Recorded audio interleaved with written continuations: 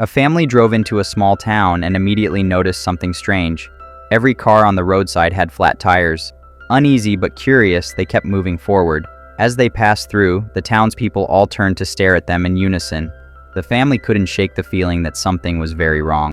The father finally gathered his courage, stepped out of the car, and asked for directions. Nobody responded. When he reached the town's sheriff, a tall black man, he asked how to get to the highway. The sheriff paused, then asked if he was traveling with his family. When the man said yes, Sheriff froze for a few seconds before forcing a smile and telling him to just keep driving straight. The father thanked him and left, but the sheriff's unsettling expression lingered. As the family continued on, they realized the road looked eerily familiar, almost like they'd been there already. The father insisted it was impossible, but his daughter grew nervous. Stopping to ask a young girl for directions, he was met with silence. She simply stared at them with a grim expression before hurrying away. Trying to stay calm, the family kept driving, debating whether they'd just taken a wrong turn. But soon, the same landmarks appeared again.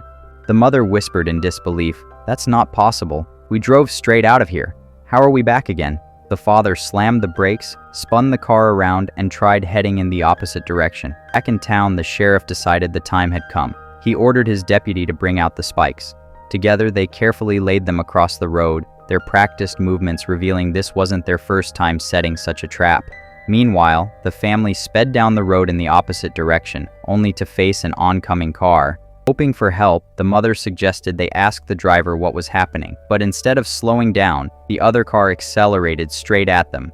The father swerved desperately, and their RV crashed off the road, flipping onto its side. Inside, chaos erupted. A tree branch pierced through the window, pinning the father in place. The mother was unconscious, the daughter could barely move, and the young son screamed in pain, his leg impaled and trapped. The father struggled, pulling with all his strength, but he couldn't break free.